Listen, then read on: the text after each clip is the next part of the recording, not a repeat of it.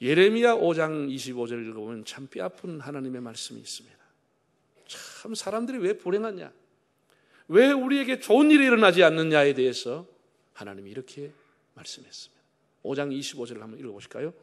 너희 허물이 이러한 일들을 물리쳤고 너희의 뭐가? 너희의 죄가 좋은 것을 다 가로막아 버렸다는 거예요. 너희의 죄가 좋은 것이 오는 것을 다 다시 공처럼 튕기게 가로막아 버리고 튕겨나가게 하고 못 들어오게 하고. 쉬운 성경에 보면 너희 악한 것이 비와 추수를 가로막고 너희의 죄가 너희의 복을 앗아갔다. 조선어 성경을 보면 너희가 이렇게 굴었기 때문에 계절이 순조롭지 못하게 되었다. 너희 죄가 들어오는 복을 차버린 것이다. 이북에서 나오는 성경, 너희의 죄가 들어오는 복을 차버린 것이다. 성경은 모든 불행의 원인을 죄라고 지적하고 경고하고 있습니다. 제가 이제 죄에 대한 로마서의 강의를 여러 번 해야 될 것 같은데, 우리 개인이든지 가정이든지 사회든지 국가든지 죄가 우리 인류와 사회를 좀먹고 심령을 타락시키고 하나님과의 관계, 사람의 관계를 단절시키고 하나님을 대적하게 하는 일들, 결국은 멸망으로 가게 하는 겁니다. 오늘 본문에서는 죄가 어떤 것인지를 설명을 하고 있습니다. 왜 하나님의 진노가 사람에게 나타나느냐? 복음에는 하나님의 의가 나타났지만 심판에는 하나님의 진노가 나타났다고 그랬습니다. 왜 하나님의 진노, 하나님의 심판이 임하느냐? 이 말의 다른 의미는 사람들이 무슨 죄를 얼마나 지었기에 그 말과 동일한 것입니다. 하나님의 진노는 사람의 죄 때문이라고 했습니다. 사람들은 불행의 원인을 여러 가지에 찾습니다. 돈이 없어서, 가난해서, 공부를 많이 하지 못해서, 질병 때문에 육체 핸디캡을 갖고 있어서 등등의 다 불행의 원인이라고 평가하고 분석을 합니다. 성경은 그렇게 말하지 않습니다. 당신이 불행하게 된 원인은 죄 때문이다. 죄가 뿌리라고 하는 것을 가르치고 있습니다. 오늘 세 가지 말씀을 드리겠습니다. 첫째, 죄가 뭐냐? 18절을 우리 크게 한번 읽어보겠습니다. 하나님의 진노가 불의로 진리를 막는 사람들의 모든 경건치 않은가 불의에 대하여 하늘로부터 나타나나니. 하나님의 진노, 하나님의 심판이 왜 나오느냐? 진리를 가로막기 때문이다. 진리를 가로막는 일이 뭐냐? 불경건과 불의라 라고 했습니다. 경건치 않은가 불의, 불경건과 불의라고 하는 것이 하나님의 진노를 촉발하는 죄의 원인이라고 설명하고 있습니다. 하나님에 대해서는 불경건하고 사람과의 관계에서는 불의한 것, 이것이 죄라고 하는 겁니다. 십계명으로 말하면 하나님과 관계되는 1계명과 4계명에 해당하는 것은 불경건에 해당하는 것이고 5계명과 10계명에 해당하는 것은 불의에 해당하는 단어입니다. 이 불경건과 불의라고 하는 것이 사람의 죄라고 하는 겁니다. 이 말의 의미는 경건과 의로움이라고 하는 것은 하나님의 사람의 특징이라고 하는 겁니다. 거룩한 백성, 하나님의 사람은 경건함과 의로움을 가지고 살아가는 것인데 타락한 사람의 특징은 불경건과 불의로 살아간다는 겁니다. 당신이 의롭게 살아가고 있습니까? 경건하게 살아가고 있습니까?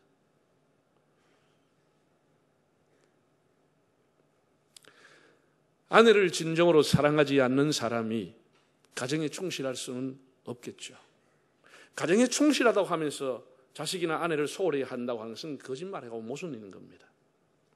하나님에 대해서 경건하게 살아간다고 하는 사람이 불의하게 살아간다고 하는 것은 모순인 것입니다. 경건함과 의로움은 한 짝이 되고 불경건함과 불의함이 한 짝이 되는 겁니다. 영어에서는 죄라고 하는 단어가 단수로 sin이라고 하는 단어가 표현이 됩니다. 그런데 사람 관계에 짓는 죄를 복수로 sins라고 이렇게 사용을 합니다. 성경이 말하는 모든 죄는 그 뿌리는 하나님과의 관계, 불경건, 신에서 나오는 겁니다. 하나님과의 관계가 잘못되면서부터 그 열매, 그 증상, 그 현상이 불의라고 하는 신스라고 하는 열매로 나타난다는 겁니다. 사회운동가, 교육가, 정치가 이런 사람들이 이 뿌리를 그냥 두고 열매와 증세를 바꾸려고 하는데 노력은 굉장히 하지만 거기가 다 허사가 되고 마는 것은 뿌리가 그냥 있기 때문에 그죠? 열매, 증상, 뭐 현상 몇 개 바꾼다고 사회가 바뀌어지지 않습니다. 갈수록 더 타락합니다. 하나님과의 관계가 잘못되어 있기 때문에. 예를 들어서 허리에 뭐 디스크가 걸렸다, 암 종양이 붙었다. 이 사람이 뭐 자고 일어나면 아프고 한데 마사지를 해주고 뭐 목욕을 하고 그리고 뭐 파스를 바르고 하면은 그런 대증요법이라고 하는 것은 우선은 좋겠죠. 조금 시원하기도 하고 좀 덜한 것 같기도 하고 아프면 통증이 좀 가시질 것처럼 느껴지지만 또 2, 3일 가면 다시 통증이 오고 다시 걷기가 힘든 것이죠. 근본적인 문제를 그냥 두고 그냥 그 파스를 발라주기 때문에 임시방편은 되지만 해결이 안 되는 겁니다. 이 사람은 날짜를 잡아서 근본적으로 수술을 받아야 하는 겁니다.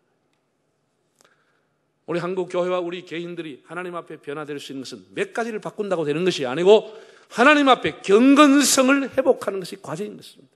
어떻게 하나님 앞에 경건성을 회복할 것인가? 이것이 우리의 과제입니다. 경건이라고 하는 것은 영어로 말하면 가드리니스, G-O-D, 가드리니스, 하나님을 닮아가는 것, 하나님의 품성을 따라가는 것, 거룩성, 구별성, 이런 것을 경건이라고 말하는 겁니다. 우리가 사회에 살면서 구별되지 않게 살아가는 이것이 불경건인 것입니다. 하나님의 백성은 하나님의 백성답게 거룩성을 가지고 하나님을 닮아가려고 하는 의지를 가지고 살아야 되는데 그냥 막 살아버릴 거예요. 누가 예수 믿는 것인지 안 믿는 것인지 경계선이 없어져 버리는 것이에요. 이런 불경건이 하나님 앞에 죄라고 하는 사실입니다. 우리가 예배를 드리고 기도를 하고 또 개인 기도를 하고 말씀으로 훈련을 받고 제자 훈련을 받고 이런 것은 다 우리가 경건성을 회복하기 위해서 경건을 살아가기 위해서 훈련을 받는 것입니다. 진리를 가로막는 것 중에 하나가 불경건, 하나님과의 관계가 잘못된 것입니다. 사도 바울이 디모데전서 4장에서 이런 말을 했습니다. 곳곳에서 바울은 경건에 대한 설명을 했는데 육체의 훈련, 육체의 연습은 약간의 유익이 있으나 경건은 범사에 유익하니 금생과 내생에 약속이 있느니라. 경건은 범사에 유익한 것이다. 하나님과의 관계, 사람과의 관계 다 범사에 유익한 것이 경건이라고 가르쳐 주었습니다. 사람들이 불경건하게 살면 어떻게 되죠? 하나님을 알만한 것이 우리에게 있지만 하나님 무시하는 거예요. 하나님이 알만한 것이 있지만 하나님을 영화롭게 하지 않아요. 하나님 앞에 감사하지 않아요. 당연하게 생각하는 거예요. 자연이치라고 생각해버리는 거예요. 도리어 우상을 섬기는 자가 되어가고 있다. 바울이 이렇게 지적을 하고 있습니다. 하나님을 인정하지 않습니다. 하나님하고 경건하고 거리가 뭐니까? 자연 만물과 피조물을 통해서 하나님을 알 수 있음에도 자연 법칙을 통해서도 이 자연 계시를 통해서도 일반 계시를 통해서도 얼마든지 하나님을 경외하고 하나님을 알 만한 것이 있음에도 불구하고 사람들은 하나님과의 관계를 단절시키고 하나님을 영화롭게도 하나님을 감사하지도 아니하고 오히려 우상을 섬겨버리는 것이죠. 이 불경건의 결과는 우상을 섬기는 자가 되고 마는 겁니다. 성경은 어디서부터 종교가 왔느냐? 하나님이 사람을 지으시고 에덴 동산을 살게 하셔서 애초부터 태초부터 처음부터 사람은 하나님을 섬기면서 살았습니다. 늘 하나님과 영광스러운 교제를 하고 하나님 앞에 경건하게 살았습니다. 그러다가 어느 날 시간이 가면서 자기의 마음에 하나님의 두기를 싫어하면서부터 하나님을 인정하지 않으면서부터 하나님 앞에 불순종하고 타락의 길을 스스로 가게 된 겁니다. 그래서 추방당하게 된 것이죠. 그래서 그 후손들이 온 세상에 흩어 살면서 각종 우상을, 사람을, 새를, 독수리를, 뱀을, 동물을, 바위를 토테미즘으로, 애니미즘으로 섬기면서 하나님 대신으로 살게 된 겁니다. 하나님 대신으로 그걸 섬기게 된 겁니다. 처음부터 우리가 미개하게 산 것이 아니고 하나님을 섬기며 살아왔습니다. 마음이 하나님 두기를 싫어해버린 것입니다. 불의로 진리를 막는 이 불경건과 불순종이라고 하는 것이 하나님과의 관계를 단절시킨 것입니다. 죄라고 하는 게 뭐냐? 창조주 하나님이 사람들이 살 수 있는 모든 좋은 환경과 은혜를 주셨음에도 감사하지도 아니하고 영화롭게도 하지 아니하고 마음에 하나님을 두기를 싫어해서 불경건과 불의로 우상을 섬기며 살아가는 것이 죄라고 바울은 지적을 하고 있습니다. 두 번째 죄가 뭐냐?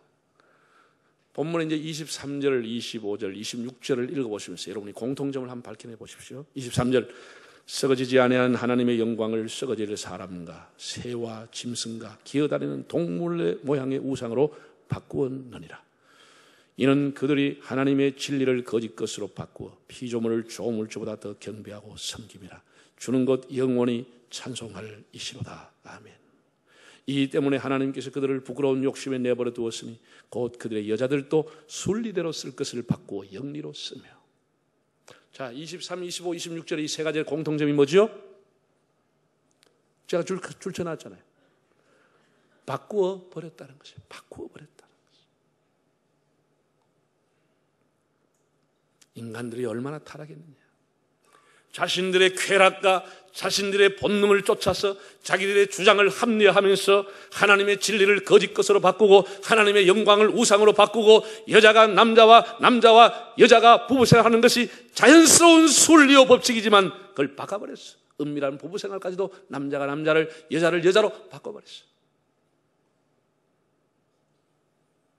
인간의 기가 막힌 술수인 바꿔치기 수법. 영리와 거짓과 하나님의 가치관 이런 것들을 다 바꿔버렸어요. 바꾸는 것이 죄라고 하는 것입니다.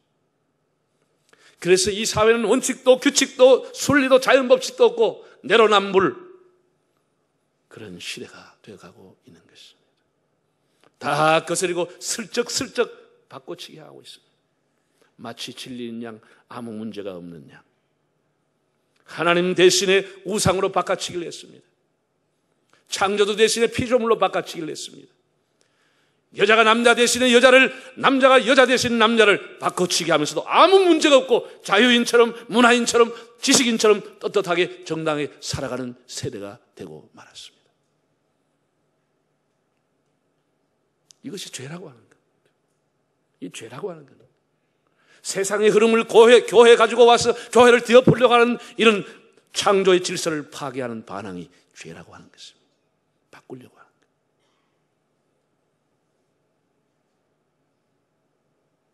진리를 거짓으로 그릇하게 바꿔가는 세상. 그래서 절대 신앙을 따르지 않습니다. 이 포스트 모던 시대의 특징이 뭐지요? 지금 시대의 특징은 절대를 주장하지 않고 상대주의를 주장하는 겁니다. 절대 신앙 인정하지 않습니다. 절대 하나님 인정하지 않습니다. 언제든지 바뀔 수 있고 이나내나 똑같다는 거예요. 똑같다는 거예요. 질서라고 하는 게 다 무너졌습니다.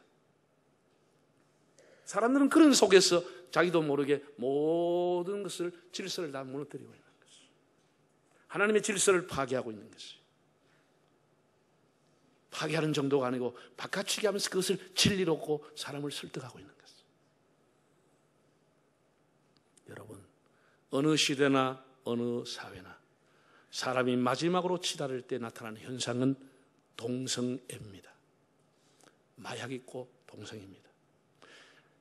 막다른 골목에 가면은 세계를 군사강국으로 1000년을 지배했던 로마가 망한 이유가 뭐지요? 동성애 때문에 가정이 다 무너져 버렸습니다. 소돔과 고모라 역시 동성애 때문에 망해버린 것입니다. 당시에 로마 황제 중에 10명 중에 8명은 동성애자였습니다. 그 당시에 엘리트 계층이 로마의 법을 전공한 지식계층들이 정치를 전공한 사람들이 특별한 학교를 다녔는데 그 학교의 교수와 그 학교의 철학자들이 거의가 다 동성애자들이었어요. 그 사람들이 왕세자 교육을 하면서 황제의 교육을 하면서 자연스럽게 동성애자가 되도록 한 것입니다. 그건 너무나 자연스러운 것이었습니다.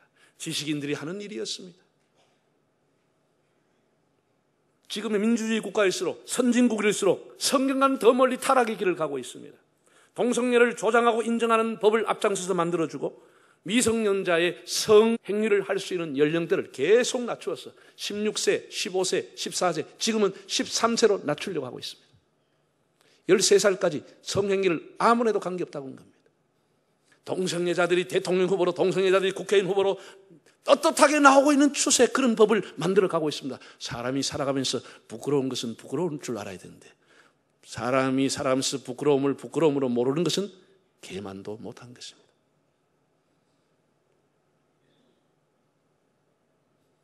오늘 우리가 지금 올림픽 하고 있습니다. 30년 전입니까? 우리나라 88 올림픽을 했습니다.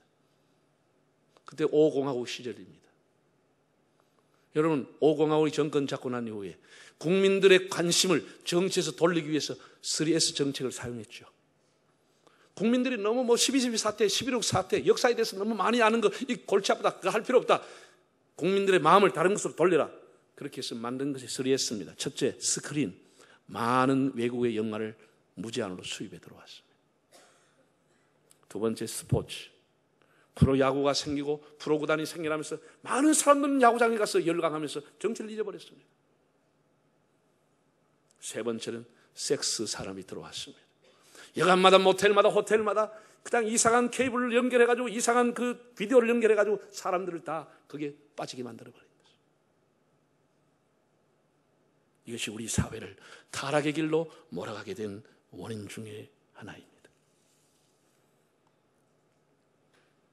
여러 해 전에 서울의 YMCA에서 청소년들을 조사를 했습니다.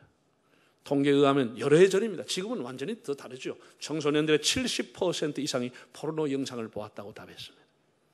10대들의 쪽지를 운영하는 김형모 전도사의 조사에 의하면 당시에 서울 시내 여중생 5% 이상이 성을 경험하고 여고생 10% 이상이 자이든 타이든 성을 경험했다고 했습니다. 그 학생들에게 놀라운 질문, 마지막 질문, 부모님이 알고 있느냐라는 답변에 99%는 부모는 모르고 있다고 답했습니다. 24절, 26절, 28절을 한번 읽어보겠습니다. 그러므로 하나님께서 그들을 마음의 정욕대로 더러움에 내버려 두사 그들의 몸을 서로 욕되게 하게 하셨으니 이 때문에 하나님께서 그들을 부끄러운 욕심에 내버려 두었으니 곧 그들의 여자들도 순리대로 쓸 것을 바꾸어 영리로 쓰며 또한 그들이 마음에 하나님 두기를 싫어하며 하나님께서 그들을 그 상실한 마음대로 내버려 두사 합당하지 못한 일을 하게 하셨으니 이 세 기절의 공통점이 뭐죠? 네? 내버려 두었다는 것. 내버려 두었다는 것은 하나님은 지멋대로 살아가는 사람들에게 그냥 네 마음대로 살도록 내버려 두었다는 겁니다. 합당하지 못한 일을 하지만은 내버려 두어버리는 것은. 그래서 그 이하에 21가지의 죄악이 나오고 있습니다. 내버려진 사람들의 죄악. 하나님의 진리를 가로막는 불경건과 불의로 살고 하나님의 순리와 진리와 법칙을 그 마음대로 거스리며 탐욕과 정욕으로 바꿔치기 하며 살아가는 세상에 대해서 하나님은 네 마음대로 살아버려라 내버려둬 버린 것이죠. 네 마음대로 한번 살아봐라 하나님 내버려 버린 것이죠. 갈로 박혀 쳐버린 것이죠. 그 사람의 끝이 어떻게 될까요? 여러분 우리가 애들을 가르치고 나무래고 책망하고 때리다가 안 되면 마지막 하는 말이 뭐예요? 이 자식아 네 마음대로 해버려라. 그것은 마음대로 하라는 것이 아니고 그는 최후의 경고인 것입니다. 하나님께서 너무너무 기가 막힌 세상이니까 모든 것을 바꿔치기 하고 하나님 대신 우상을 섬기는 세상을 보고 네 마음대로 이놈아 살아버려라. 하나님 그래 버렸다는 거예요. 내 마음대로 버려도 버렸다는 거예요. 이보다 더 큰 저주가 어디 있습니까? 하나님 그 백성을 눈동자와 같이 아껴주시기를 원하는데 하나님 그 백성을 내버려버린 것이 네 멋대로 살아버려라. 내가 간섭 안 한다. 이것이 바로 저주라고 하는 겁니다. 하나님이 여러분을 간섭하지 않은 것이 저주인 것입니다. 유명한 미국의 무신론 철학자요. 한때는 일리노이주 검찰총장을 지내고 그리고 정치를 했던 사람이 있습니다.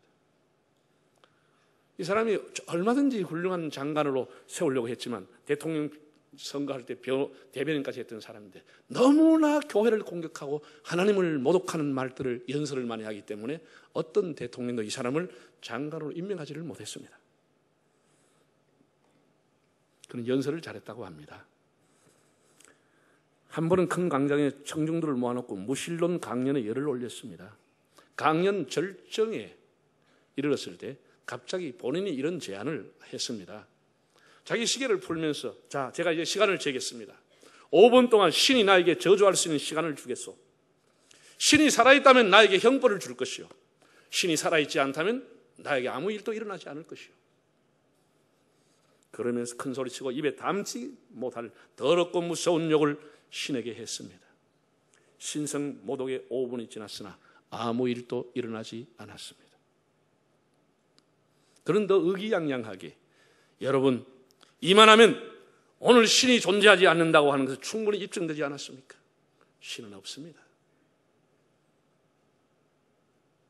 교회는 허구를 가르치고 있는 곳입니다 라는 연설을 했습니다. 이때 저 뒤편에 있던 한 노인이 나와서 이렇게 얘기를 했습니다. 나는 당신이 그렇게 저주하는 예수 그리스도를 믿는 그리스도인이요, 내가 오늘 당신의 강연을 평가한다면 당신이 한 행위는 신이 없다는 것을 증명한 것이 아니라 당신과 신은 아무 상관이 없다고 하는 것을 입증한 셈이요, 나의 경험에 의하면 내가 섬기는 그분은 내가 그분의 뜻을 거스를 때 나를 책망하시고 나에게 대한 징계를 내리셨어. 나를 그냥 버려둘 수 없는 당신의 자녀이기 때문에 나를 간섭하셨어. 오늘 나의 신은 당신의 저주에 침묵을 하셨어. 왜 신이 당신에게 침묵했다고 생각합니까? 당신은 신으로부터 버림받은 사람입니다. 신과는 상관없는 사람이기 때문에 신은 당신을 간섭하지 않았습니다. 오늘 여러 사람 앞에 당신은 신으로부터 버림받았다고 하는 것을 충분히 입증하는 시간이 되었어. 가장 무서운 경고, 인간의 죄악에 대해서 하나님이 방치하고 내버려 두신다고 하는 것. 너 욕심대로, 너 정욕대로, 네 하고 싶은 대로 마음대로 해버려라. 세상이 보다 더 큰 저주가 되어 있습니다. 하나님께서 한국교회를 채찍질하고 있는 것은 한국교회를 여전히 사랑하시기 때문입니다. 여러분의 삶에 어려움이 오고 여러분에게 시련이 있다고 하는 것은 하나님이 여전히 포기할 수 없는 하나님의 자녀이기 때문에 하나님이 간섭하고 있는 것입니다. 내버려 두는 것은 심판이요 진노이지 자유가 아닙니다. 사랑하는 여러분, 복음에는 하나님의 의가 나타나고 심판은 하나님의 진노가 나타난다고 바울은 설명했습니다. 죄가 우리에게 오는 좋은 것을 다 가로막았다고 했습니다. 죄라고 하는 것은 하나님의 진리를 가로막는 게 두 가지라고 그랬죠. 뭐라고? 불경건과 불의로 살아가는 것입니다. 하나님 앞에 불경건하게, 경건하지 않게, 사람 앞에는 불의로 살아가는 것이 죄라고 그랬어요. 그게 죄의 뿌리라고 그랬습니다. 두 번째, 죄가 뭐라고요? 하나님의 진리를 바꿔치기 하는 겁니다. 시대를 따라서 바꿔치기 하고, 문화를 따라서 바꿔치기 하고, 인권이라고 바꿔치기 하고, 하나님의 진리라 하나님의 순리를 영로로 바꿔치기 하는 것을 죄라고 했습니다. 예수님이 왜 오셨습니까? 예수님 태어나시기 전에 예수님에 대해서 이런 말씀을 예언을 했습니다. 아들을 낳으리니 이름을 예수로 하라. 이는 그가 자기 백성을 저희 죄에서 구원할 자라. 죄로부터, 이런 온갖 썩어지고 더러운 죄로부터 우리를 구원하기 위해서 예수님께서 오신 것입니다. 세례요한은 예수님이 지나가는 것을 보고 세상 죄를 지고 가시는 하나님의 어린 양이라고 했습니다. 우리의 이 불의한 죄를, 불경건한 죄를 우리가 바꿔치기 하면서 내합리하며 살아가는 이 죄를 덮어쓰고 가신 하나님의 어린 양이라고 했습니다. 우리가 다시 주님의 십자가 앞에 나와서 주님께 자복하고 회개하고, 여전히 우리가 죄를 짓고 살아가고 있지만 하나님의 거룩성을 닮아가려고 하는 경건에 대한 새로운 자세, 의롭게 살려고 하는 자세, 하나님의 진리와 순리를 따라 살아가려고 하는 자세를 가지고 살아가는 성도님들이 되시기를 바랍니다. 다 머리 숙이겠습니다.